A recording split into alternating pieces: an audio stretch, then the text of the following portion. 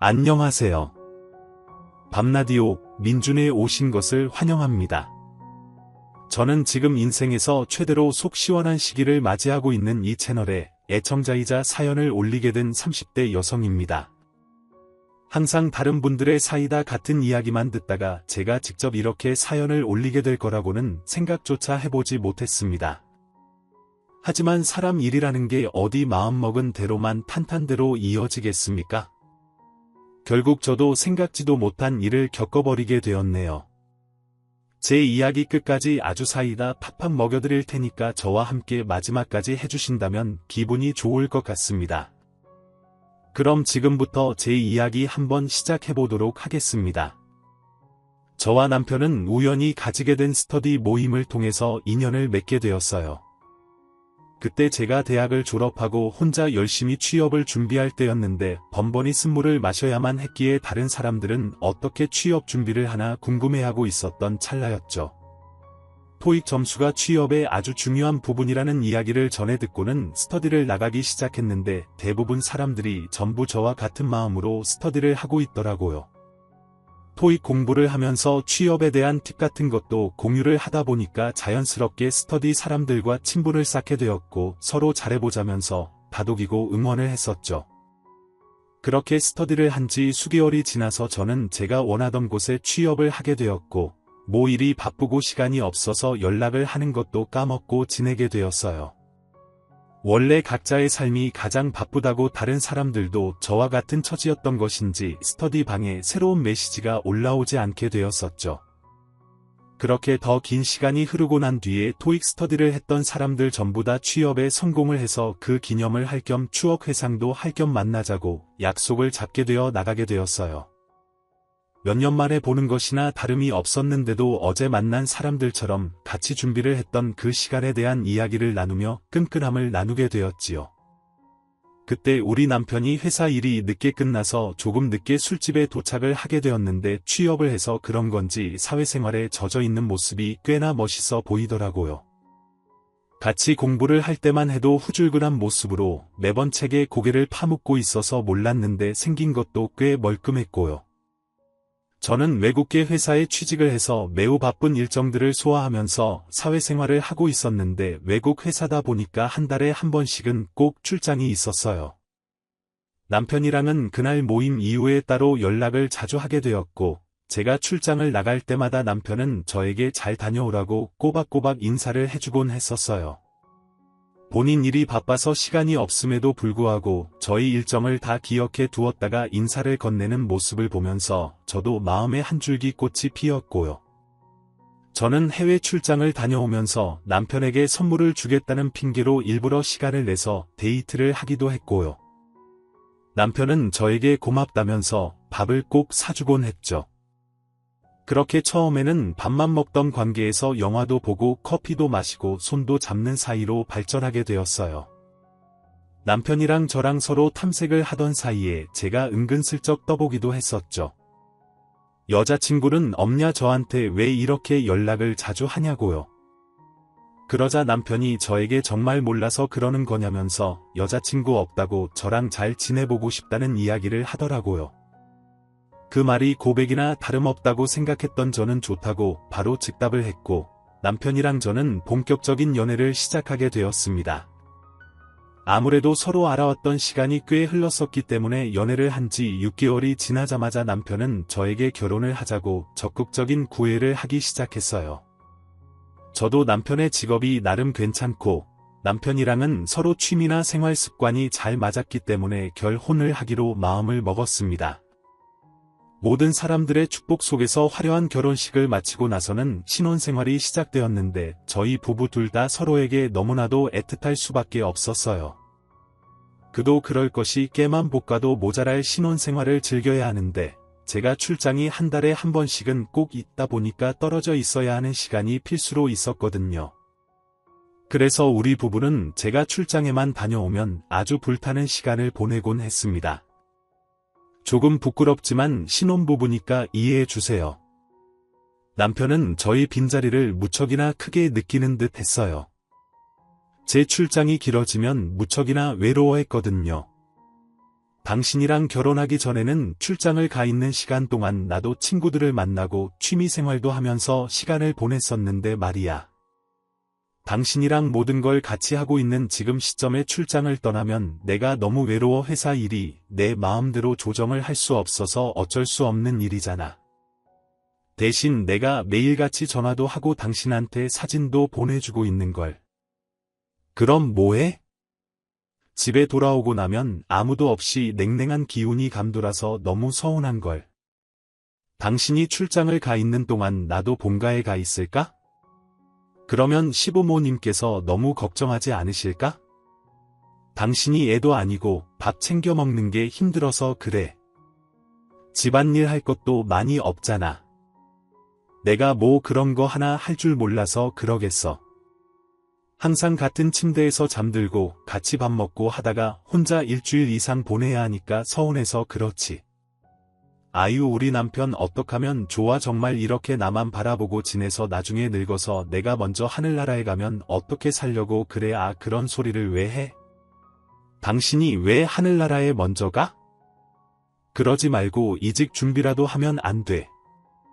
한 달에 한 번씩 일주일 이상 출장을 보내는 회사가 어디 있어?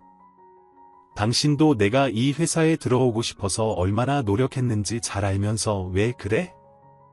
그러지 말고 우리 조금만 더 힘내보자. 나도 연차가 더 쌓이고 밑으로 줄줄이 후배들이 들어오게 되면 출장일이 줄어들 텐데 그때까지만 기다리면 되잖아. 저는 그런 남편이 안쓰럽기도 하고 저만 바라보는 모습에 더 애틋하게 느껴졌어요.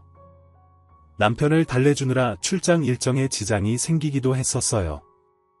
남편은 제가 해외로 출장을 가기만 하면 매일같이 전화를 해서 본인이 겪은 하루에 대한 대화를 하길 원했고, 저도 처음에는 열심히 들어주었어요. 하지만 제가 해외에 있지 않겠어요? 저와 남편 사이에는 시차라는 게 존재하고 있었습니다. 제가 다니는 회사가 유럽계 쪽 회사였고, 제가 출장을 나갔다 하면 유럽 지역으로 나가야만 일이 되었거든요. 아무래도 본사에서 불러서 가는 것이고 제가 준비해야 할 자료며 발표며 전부 유럽에 맞춰져 있는 일이었기 때문에 어쩔 수 없었죠. 일개 회사원이 무슨 힘이 있어서 출장을 가지 않겠다고 버틸 수 있겠습니까? 제가 일을 하고 있는 부서가 그런 부서이기도 하고요. 아무튼 시차 때문에 제가 낮을 때 서울은 새벽 시간이었고 남편이 전화를 할 수 있는 시간이 되면 제가 자고 있어야 할 시간이었어요. 전화하는 게 한마디로 너무나도 어려웠고 누군가 하나 잠을 포기해야만 가능했는데 평일에 회사를 다니면서 그게 쉽게 되겠나요? 저는 남편에게 자주 연락하지 않아도 된다고 대놓고 이야기를 했고 피곤하면 전화를 하려고 버티지 말고 자라고 말을 했어요. 남편은 처음에 무척이나 서운해하면서 하루의 끝을 통화로 마무리하고 싶다고 했지만 나중에는 이해를 하더라고요. 본인도 회사 생활을 하고 있었으니까 잠을 포기하면서까지 통화를 하는 게 피곤하다고 느꼈던 것 같아요. 아무튼 제가 한번 출장을 가다 보면 거리도 있고 해야 할 일도 많다 보니까 일주일 이상씩 가게 되었는데 그 덕분에 우리 부부는 늘 신혼처럼 살았어요. 물론 결혼한 지 10년이 지난 건 아니니까 애도 없고 해서 당연히 신혼이지 않겠냐 하실 수 있지만 적어도 저는 그렇게 믿었죠. 우리 부부는 늘 항상 서로를 배려하고 애틋하게 생각하고 사랑해서 불타오르고 있다고 말입니다. 어김없이 그때쯤에도 저에게 출장이 생기게 되었는데 처음에는 출장 얘기만 꺼내도 실망한 기색이 역력했던 남편이 아무렇지도 않아 하더라고요. 결혼한 지도 8개월이라는 시간이 훌쩍 지나가게 되었고 남편도 이제 제 출장 일정에 익숙해진 거구나 하는 마음이 들었죠. 그게 또 못내 시원섭섭하게 느껴지는데 남편이 신혼 초에 저에게 사사건건 집착을 하는 모습을 보였을 땐 조금 싫었었거든요. 그런데 또 막상 익숙해져서 시큰둥하게 다녀오라고 이야기를 하는 걸 보니까 내심 서운하게 느껴지는 게 제가 봐도 청개구리 같더라고요. 하루에 한 번씩 전화하는 거 까먹지 말고 틈날 때마다 사진 찍어서 보내주는 것도 잊지 마. 다른 남자랑은 말도 섞지 말고 알았지. 그리고 길 가다가 잃어버리면 안 되니까 쥐도 꼭 켜놓고 다니고 내가 걱정이 돼서 잠이 안 온다. 잠이 안 와 이렇게 말을 하던 남편이 제가 출장 간다고 하니까 배를 벅벅 긁으면서 잘 갔다 오라고 하는데 짐 싸는 것도 도와주질 않더라고요. 결혼하고 얼마 안 돼서는 제가 짐을 싸고 있으면 옆에서 하나하나 물품 체크도 해주고 했었는데 너무 변해버린 건 아닌가 하는 생각을 하게 됐죠. 제가 일부러 큰 소리를 내면서 짐을 싸고 있으니까 저를 흘기 쳐다보더니 그러더라고요. 아이오 올 때 면세점에서 양주나 하나 사다 줘. 확실히 면세점에서 사 먹어 버릇하니까 마트 가서 비싼 돈 주고 사고 싶지 않더라니까. 그렇다고 물론 남편이랑 저랑 서로 사랑을 하지 않는다던가 그런 건 전혀 아니었기 때문에 애정 전선에 문제가 생긴 건 아니었죠. 하지만 결혼한 지 짧다면 짧은 8개월이라는 시간이 흘렀을 뿐인데 매일같이 집착하던 사람이 아무렇지 않게 잘 다녀와라 하니까 어이가 없긴 했어요. 그래도 저는 목표라는 게 확실하게 있었거든요. 빨리 돈을 벌어야 애도 낳고 집도 더 큰 집으로 이사를 가고 싶다는 목표 말입니다. 그래서 저는 이 회사를 언제까지 다닐 수 있을지 모르기 때문에 누구보다 열심히 일을 해서 자리를 굳건하게 지켜내야 한다고 생각했어요. 저를 대체할 다른 사람이 없도록 확실하게 일 처리를 해야지만 제가 나중에 다시 복직을 하기도 편할 거고 연봉도 오를 테니까요. 저는 국내에서도 내노라 하는 명문대로 취급받는 대학을 졸업하기도 했고 제 커리어 자체에는 자신이 있었습니다. 남들보다 연봉도 훨씬 높은 편에 속했고요. 어릴 때부터 시간을 허투루 쓰지 않고 틈틈이 아르바이트를 하면서 모은 돈도 꽤 되었어요. 통장에만 냅두면 이자가 얼마나 쌓이겠어요? 일찌감치 재테크 같은 것도 잘 해놨기 때문에 노후 준비를 탄탄히 하고 있는 중이었고요. 30대에 바짝 벌어놔야 30년이 편하다는 선배들의 충고를 흘려듣지 않은 덕분이었죠. 나중에 혹시라도 아이를 낳고 복직을 하지 못하게 될지도 모른다는 생각에 경력이 단절되면 사업 같은 걸 해볼까 하는 생각도 가지고 있었어요. 사업 아이템이 생각이 나면 끼적이는 노트 같은 것도 있었고 자본 준비도 잘 해둔 상태였습니다. 노후 자금이야 앞으로 더 벌면 되는 거고 비상금도 따로 주머니를 차고 있었기 때문에 저는 늘 준비된 여자라고 자부하면서 살았죠. 어릴 때부터 계획적으로 사는 인간이었기 때문에 그런 생각을 하면서 계획을 짜는 일이 기꺼이 좋았고요. 노력하는 만큼 결과는 따라온다고 생각을 했어요. 제 인생에 아무것도 하지 않고 멍을 때리면서 살아본 시간이 전혀 없었기 때문에 저는 착실한 계획형 인간이었죠. 하지만 남편은 저와 반대가 되는 사람이었습니다. 우리 남편은 오늘 하루만 살아보자 하는 배짱이 같은 마음을 가진 사람이었어요. 취업 준비를 하기 위해 들어왔었던 스터디도 부랴부랴 알아보고 우연치 않게 들어온 것이었더라고요. 저는 그 스터디를 들어가기 위해서 몇 주 전부터 탐색을 하고 사람들의 성향이나 성격을 꼼꼼히 따져보고 들어간 것인데 말이죠. 남편은 늘 오늘을 가장 즐겁게 살아야 한다는 마음으로 무계획 인생을 사는 사람이었기 때문에 저랑 부딪히기도 했고 제가 많이 답답해하기도 했어요. 결혼을 한 지 8개월밖에 되지 않았으니 당연히 서로 조율하고 맞춰가야 한다고 생각을 했기에 저는 잔소리를 남편에게 퍼붓기도 했었습니다. 제가 그리고 친구들이나 가족들에게 워낙 잔소리가 많은 사람이기도 하고요. 더불어 남편이 게을러서 부딪히는 부분도 있었고요. 아무튼 그날도 어김없이 저는 출장길에 올라야만 했는데 짐을 다 싸둔 뒤에 혹시 몰라서 일기예보 어플을 열어서 날씨를 확인하고 있었어요. 아주 충격적이게도 말입니다. 전혀 예상치 못했던 태풍이 갑자기 우리나라 쪽으로 방향을 틀어서 오고 있다는 게 아니겠습니까?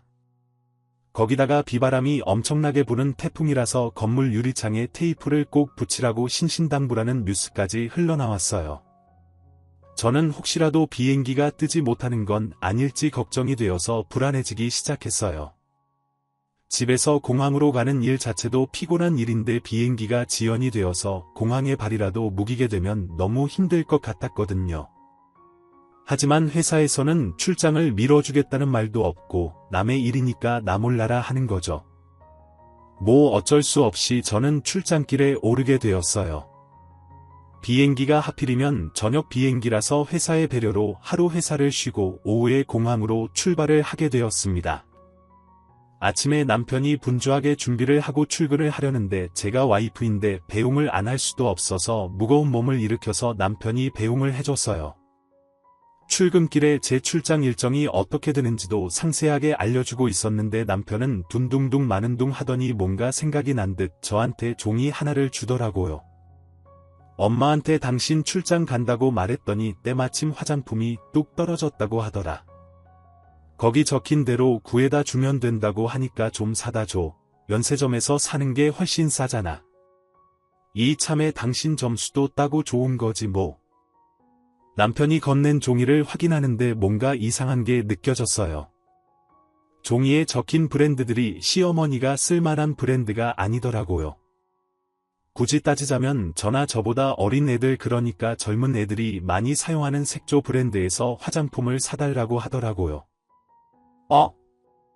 여기 브랜드를 어머님께서 사용하신다고?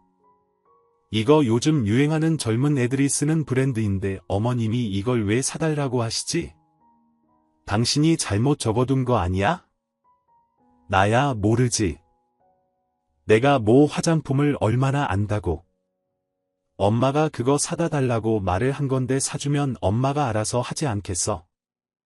조카 주려고 할 수도 있고. 아무튼 사다 줘. 남편이 조카 이야기를 꺼내니까 친척 조카 중에 대학생이 된 아이가 있다는 것이 생각이 나서 나름 수긍하게 되더라고요. 약간 수상하긴 했지만 제가 모 시어머니 화장품에 일일이 신경을 쓰는 것도 이상하고 해서 알겠다고 대답을 한 뒤 남편을 배웅했어요. 나가려던 남편이 갑자기 뒤를 돌더니 저에게 대뜸 묻더라고요. 당신이 귀국하는 일정이 언제라고 그랬지? 26일, 27일 아까 내가 이야기할 때 무슨 생각을 했길래 말을 다 못 알아듣고 그래. 내가 26일에 온다고 했잖아. 26일 오전에 인천공항에 내리니까 아마 점심때쯤이면 집에 도착할 것 같아. 이번에는 일정이 좀 길게 느껴지네. 아이 가서 관광이라도 하고 시간도 좀 알차게 보내고 와. 맨날 일만 하지 말고. 응, 알았어. 이번에는 10일 동안 가는 거라서 여유가 좀 있어.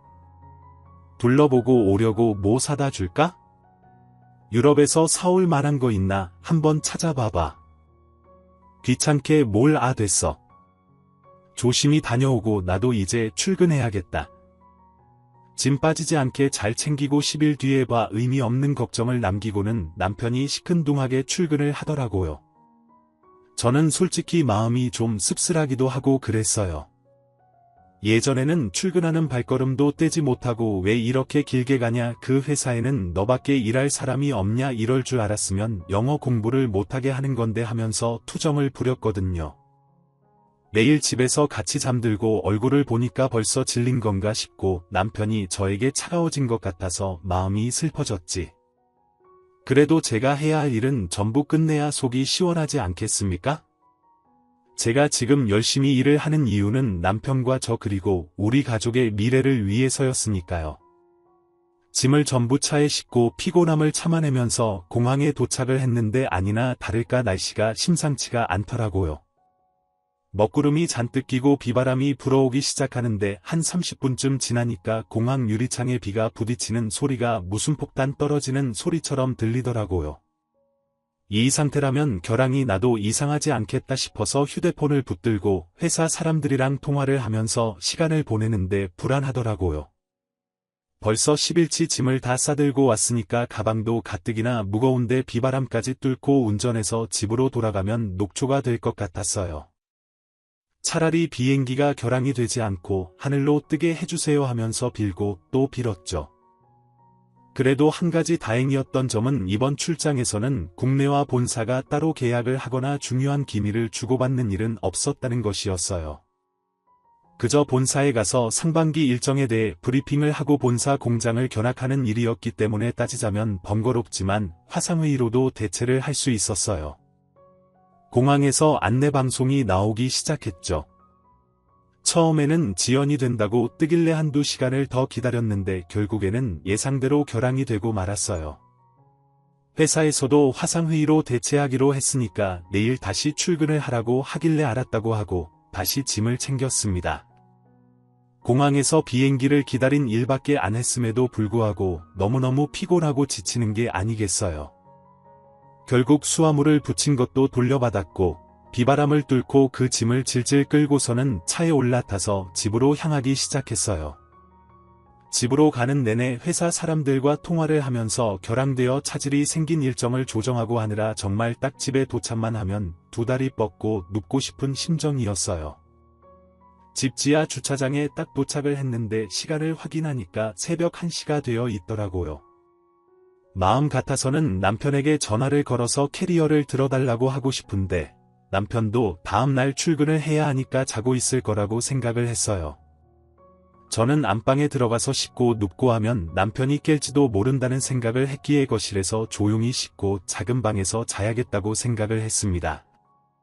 캐리어가 무겁기도 하고 들고 움직이면 바퀴 굴러가는 소리가 워낙 시끄럽게 들리잖아요. 남편을 깨우는 게 미안했던 터라 캐리어도 그냥 하루쯤 차에 두자 하는 마음으로 몸만 내려서 지친 다리를 질질 끌고 집으로 올라갔습니다. 현관문 번호키를 누르는 소리가 시끄러울까봐 혹시라도 잠에서 깰까봐 조용조용하게 하나하나 눈치 보면서 눌렀어요. 정말 문을 여는 데만 한 몇 분이 걸린 것 같다고 느껴지더라고요. 문자 끽 하는 소리라도 들릴까봐 조심조심했고요.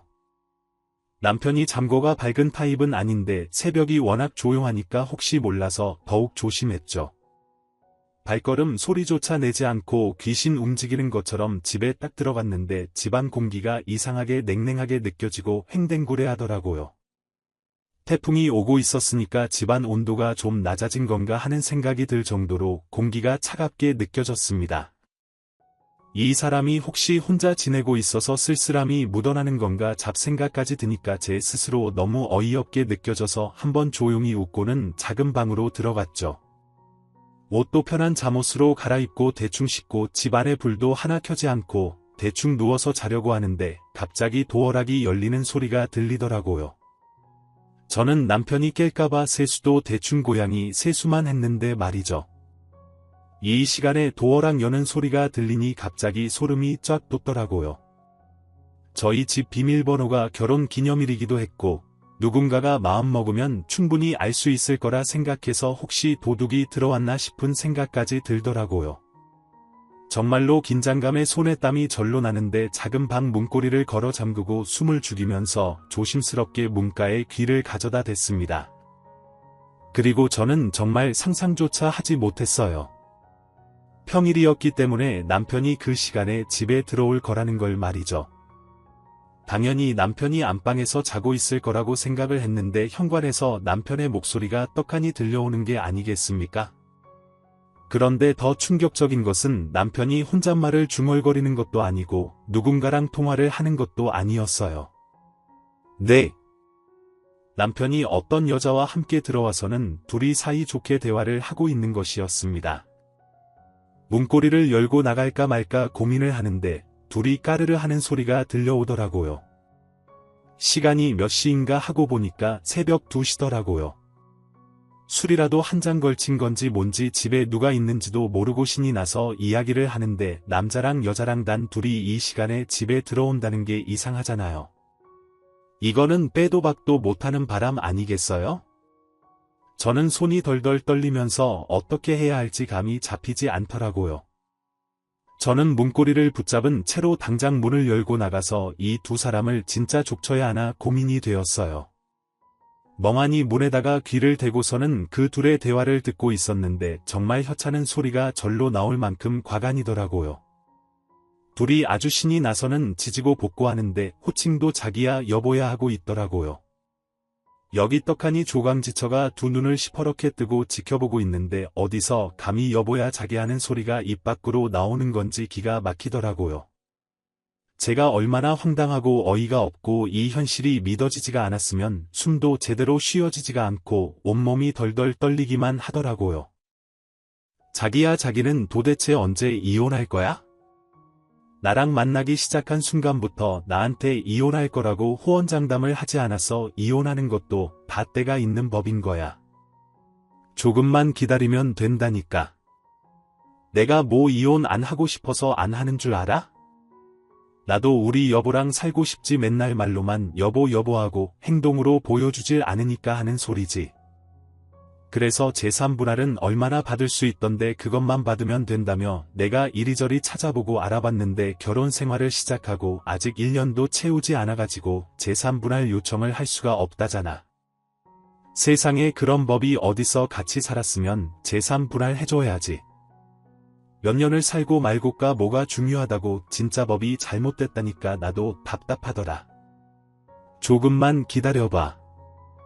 내가 재산 꼭 챙겨서 당당하게 이혼하고 우리 자기 손잡고 웨딩마치 올릴 테니까 그날이 오기는 할까. 맨날 말로만 이렇게 나를 달래놓고 몇 년 뒤에도 이혼 안 하고 나만 세컨드로 남는 거 아니냐고. 아, 왜 자꾸 그런 소리를 해? 그 여자가 얼마나 독종인지 자기가 몰라서 이러는 거야. 같이 살면서 내가 얼마나 큰 스트레스를 받고 있는지 상상조차 못할 걸 사람이 말이야. 일에 미쳐서 나를 방치만 해두니까 내가 안 외롭고 버텨. 물론 그 덕에 우리 자기를 만날 수 있게 되긴 했지만 근데 그 여자도 그냥 그런 직장인이라고 하지 않았어. 제3불화를 해줄 만큼 돈이 많은 거 확실해. 알고 보니 전부 다 거짓말이었으면 어떻게 우리 그냥 그 돈 포기하고 이혼부터 하는 건 어때? 나쁜 방법은 아닌 것 같은데. 자기 나 사랑하잖아. 당연히 사랑하지. 그 여자가 악착같이 살아서 모아둔 돈이 장난이 아니에요. 그 돈을 그렇게 쉽게 포기한다고 한 푼이라도 더 있어야지. 그러니까 조금만 기다리면 된다는 거지. 나 혼자 그 집에서 지내는 거 너무 외로워. 자기가 금방 이사 나올 거라고 해서 믿었단 말이야. 에이, 무슨 방이 여러 개 있는 집도 아니고 고작 원룸에 지내면서 뭐가 외로워. 기다려. 내가 마누라 출장 가면 꼭 자기를 이 집으로 부르잖아. 나한테 여보라고 할 땐 언제고 누가 마누라야. 누가 마누라. 내가 마누라지. 우리가 연애를 한 게 벌써 3개월이나 지났는데 그러니까 내가 돈만 딱 뜯어서 자기한테 가겠다니까. 나도 항상 우리 자기 생각하느라 밤마다 미칠 것 같다고 그러길래 징징 나타났어야지. 둘이 아주 좋아 죽을 것처럼 깔깔거리면서 이야기를 하는데 듣고 있는 제 속에서는 열불이 터져서 어떻게 해야 할지 모르겠더라고요. 그들이 대화하는 내용이 어찌나 귀에 쏙쏙 박히던지 이렇게 가만히 냅두면 안 되겠다 싶어서 저는 그들의 대화를 휴대폰 녹음기로 녹음을 하고 있었어요. 그런데 그 순간 창간요가 아주 의미심장한 목소리를 내면서 남편에게 말하더라고요. 그 여자가 찰가무리처럼 당신에게 안 떨어질 수도 있잖아. 그래서 내가 따로 준비한 게 있는데 아주 기가 막힌 물건이거든. 이게 뭔데? 이 통에 들어있는 거? 혹시 내가 생각하는 그거 맞아? 와, 우리 자기 진짜 천재 아니야. 이거 안 하면 이혼할 필요도 없겠네. 그렇다니까. 그 여자가 먹는 음식에다가 몰래 살살 뿌려놔. 이거 티도 안 나더라. 내가 이미 슬쩍 미리 해봤는데 아무도 모르더라고. 그러면 굳이 이혼을 하지 않아도 제3분할 요청을 번거롭게 하지 않아도 저절로 헤어지게 된다고. 재산까지도 전부 꿀꺽하는 거고. 야, 역시 우리 자기가 세상에서 제일 똑똑하단 말이야. 이뻐 죽겠어. 이런 복덩이를 왜 이제서야 만나게 된 건지 너무나도 아쉽다. 앞으로 쭉 함께 할 건데 뭐가 아쉬워? 빨리 들어가자. 나 오늘 자기랑 같이 밤새 보낼 생각에 두근거려서 어제 잠도 못 잤잖아. 그리고는 발걸음 소리가 들리더니 안방 쪽 문이 닫히는 소리가 들리더라고요. 한 10분 정도를 더 기다렸다가 거실에 나올 기미가 보이지 않는 그 둘을 보면서 방 밖으로 나왔는데 이것들이 얼마나 급했는지 가방이며 외투며 전부 거실에 허물을 벗어놓은 것처럼 벗어 던지고는 갔더라고요. 제가 얼마나 몸이 떨리던지 간간히 안방에서 들려오는 웃음소리가 끝이 나고 코 고는 소리가 들리자 제 피가 차갑게 식는 느낌이 들고 정말 배신감에 눈물까지 날 것 같았어요. 그 순간 외투 밖으로 굴러져 나온 그 여자가 말한 작은 통 같은 게 보이길래 그게 뭔가 하고 살펴보게 되었지요. 그런데 그 병 속에 들어있는 것들을 보고 이것들이 정말 저를 보내버리려고 작정을 했구나 하는 생각을 하게 되었어요. 사람의 탈을 쓴 짐승이나 다름없게 보이더라고요. 어떻게 이런 짓까지 할 수 있는지 말입니다. 저는 바로 모든 것들을 사진으로 남겨두었고 그들의 대화가 시작될 무렵에 부랴부랴 휴대폰으로 대화를 녹음해뒀던 걸 스스로 칭찬해 주었어요. 저는 밤을 꼴딱 새우며 그들에게 할 복수의 계획을 아주 촘촘하게 짰고 그들이 한창 잠에 빠져 있을 새벽 5시부터 분주하게 아침밥을 준비했습니다. 일부러 제가 모든 걸 알고 있다는 사실을 알리기 위해서 식탁 위에 보란듯이 밥과 간단한 반찬들을 차려놓고 그 반찬과 밥 위에 상간녀가 준비했다는 그 물건을 아주 티가 날 정도로 가득 뿌려두었어요. 저는 바로 작은 방에 있는 제 물건들을 대충 짐으로 싸고 차에 내려가서 시동을 걸었습니다. 제 차의 출장을 준비하기 위해서 쌓아두었던 며칠간의 짐이 있었으니 당장 지내는 데는 불편함이 없겠다 싶어서 호텔을 바로 잡았어요. 그리고 분주하게 체크인까지 마치고 호텔룸에 들어가니까 아침 7시쯤 되어 있더라고요. 그 순간부터 제 휴대폰이 미친 듯이 울리기 시작했어요. 발신자는 전부 남편이었습니다. 아마 식탁에 차려진 밥을 보고 놀라서 전화를 한 것 같더라고요. 전화도 전부 무시하고 수신겁으로 돌려두었더니 문자가 쏟아지는데 참 구질구질하더라고요. 제발 전화 좀 받아봐. 뭘 들었는지는 모르겠는데 전부 다 오해야 오해. 우리 사이에 이 정도 신뢰감도 없어. 내가 다 설명해 줄 테니까 말할 기회를 줘.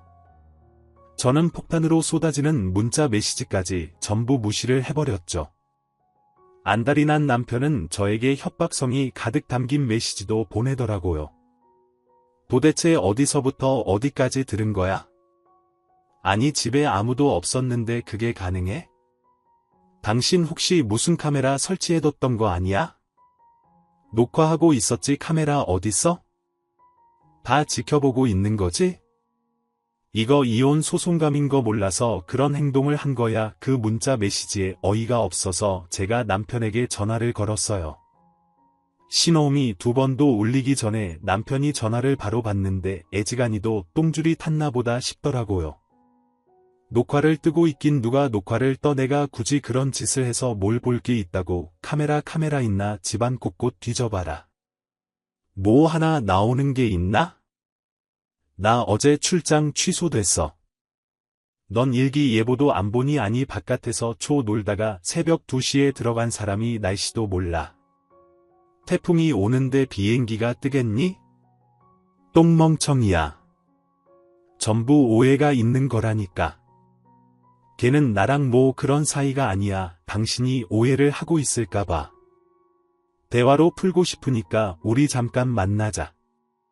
걔가 뭔데 그런 게 뭘 말하는 건데. 내가 어제 2귀로 똑똑히 들었는데 오해라는 소리 당신 입에서 나와. 뻔뻔하다. 뻔뻔해. 누가 누구한테 이혼 소송감이라면서 협박을 하는 거야. 두고 봐. 아주 후회하게 해줄 테니까.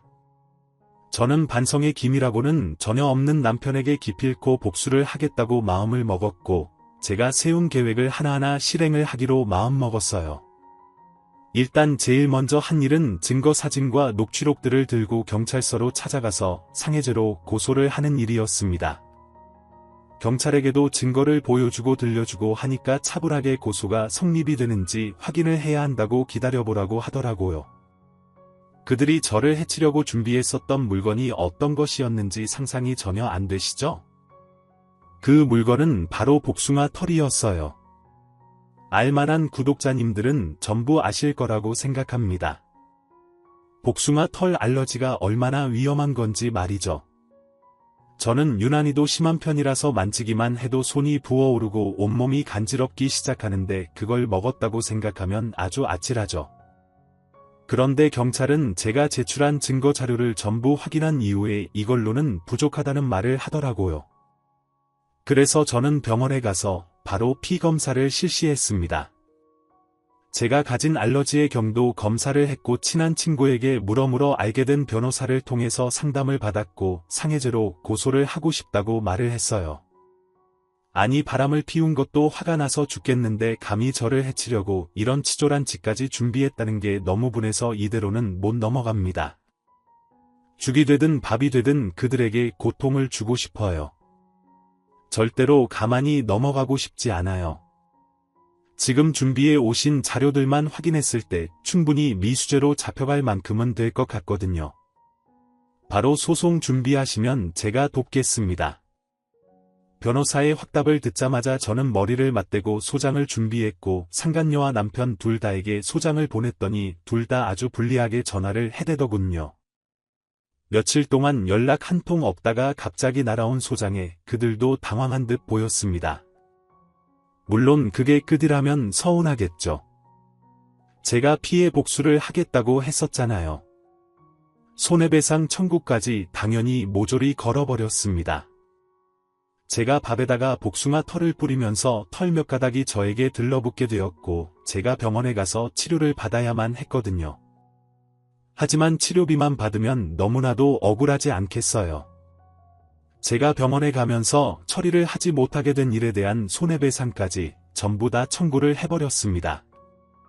제가 연봉이 워낙 높기도 했고 외국계 기업에서 일을 하고 있었기 때문에 외국 노동법을 가져와서 적용시킬 수 있다고 하더라고요.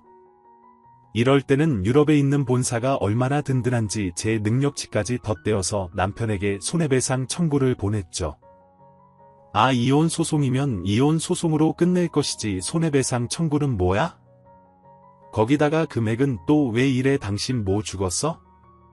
죽을 고비를 넘겼냐고 몇 달 동안 병원에 누워 있었던 것도 아니면서 왜 이렇게 터무니없는 금액을 요청하는 건데 법원이 바본 줄 알아? 이거 당연히 기각될 거야. 똥인지 된장인지 맛을 봐야 구별할 수 있는 건가? 터무니없는 금액은 무슨 그동안 당신이 이렇게 능력 좋은 여자랑 살았다는 걸 증명하는 거지. 그래 능력 좋은 거 다 알겠는데 그래봐야 고작 이틀 정도 일 못한 거 가지고 왜 이런 금액이 나오냐고. 당신이 무슨 일당을 몇백씩 받아 내가 몇백을 받던 몇천을 받던 뭐가 중요해. 내가 출근을 못해서 차질이 생긴 프로젝트가 몇 갠데 양심 있으면 고개나 숙이고 다녀. 뭘 잘했다고 그렇게 빳빳하게 고개를 들고 나한테 터무니없네. 모래 난리를 쳐. 너는 함께 살았던 정도 없냐? 이게 무슨 말도 안 되는 금액이냐고. 난 못 줘. 죽어도 못 주니까 조용히 이혼이나 하자. 누구 좋으라고 조용히 이혼해. 나는 온 동네방네 소문내면서 아주 시끄럽게 굴 거야. 내가 뒤에서 나를 해치려고 한 거 모든 사람이 다 알게 할 거야. 너는 그 값을 평생 톡톡히 치르게 될 테니까.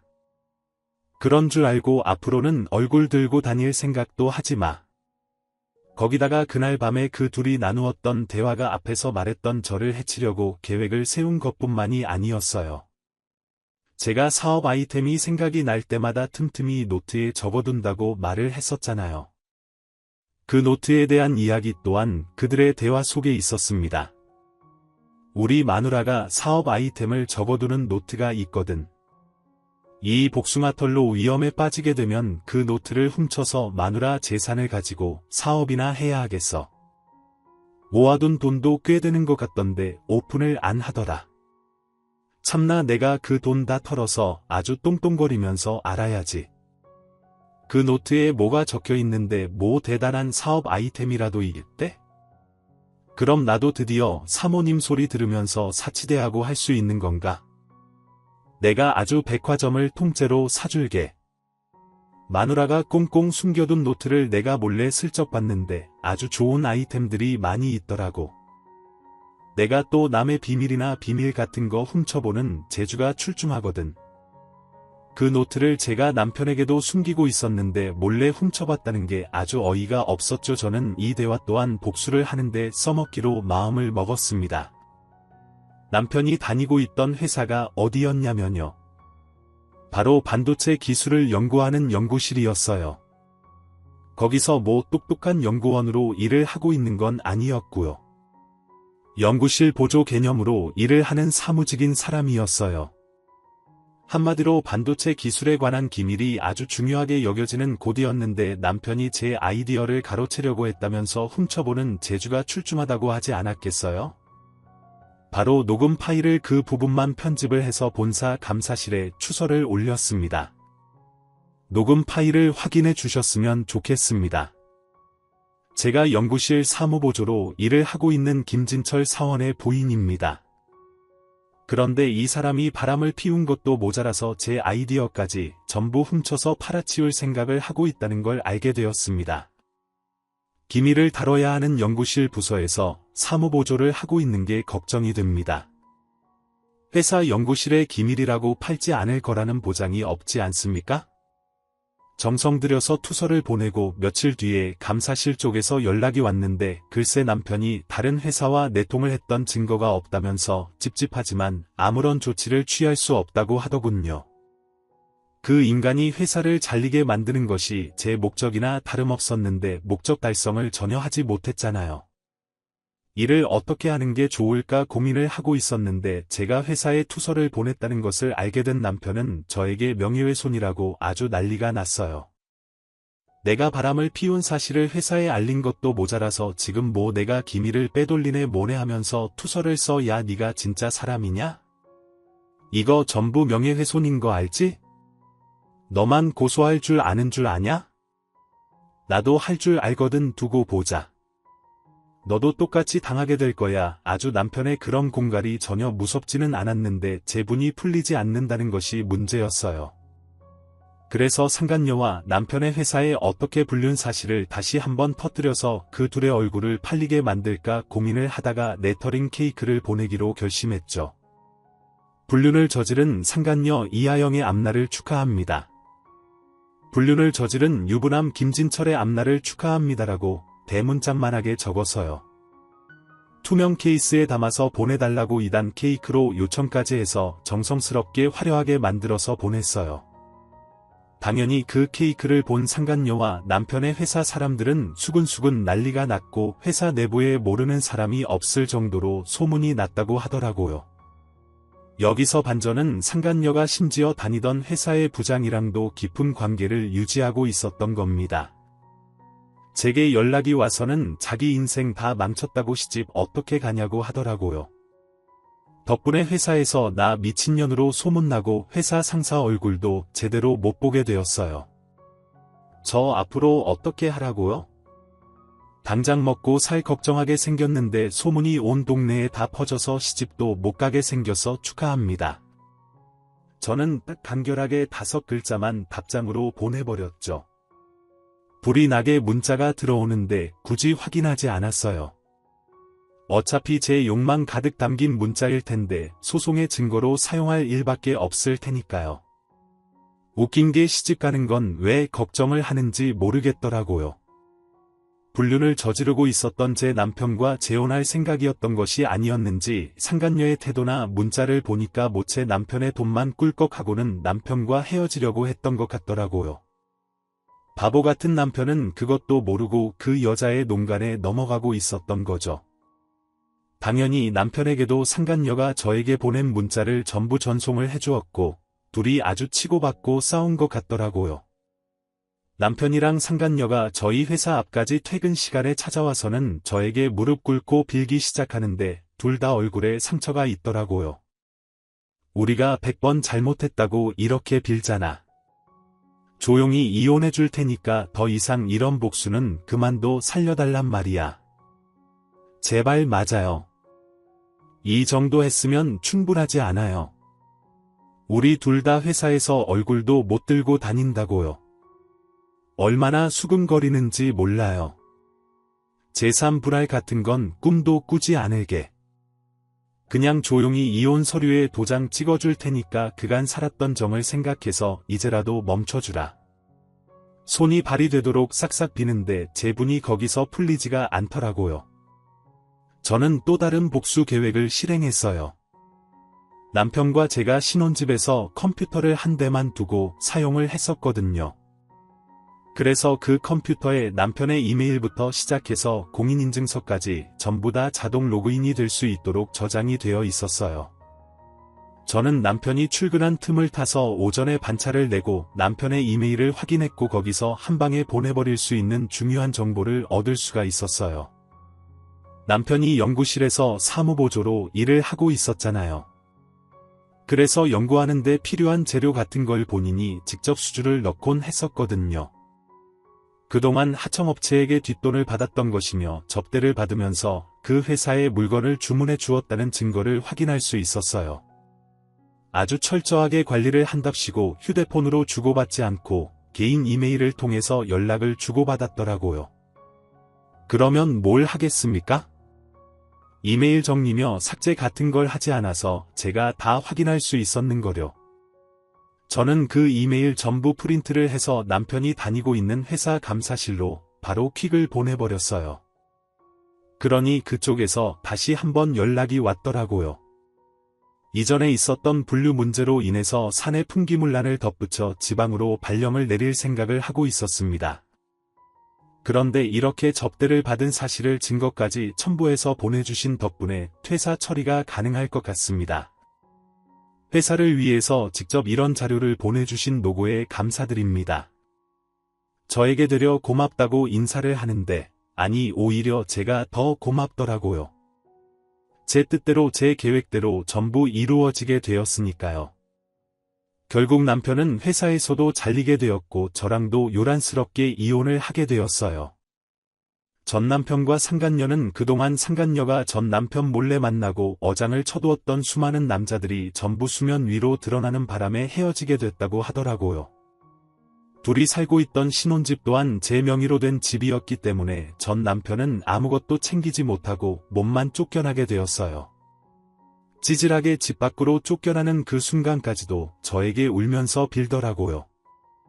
우리 분명 좋았었던 시간이 있었잖아. 한 번만 용서해 주면 안 돼. 원래 남자들이 살면서 한 번쯤은 실수도 하고 한다더라. 자기야, 우리 분명 사랑했었잖아.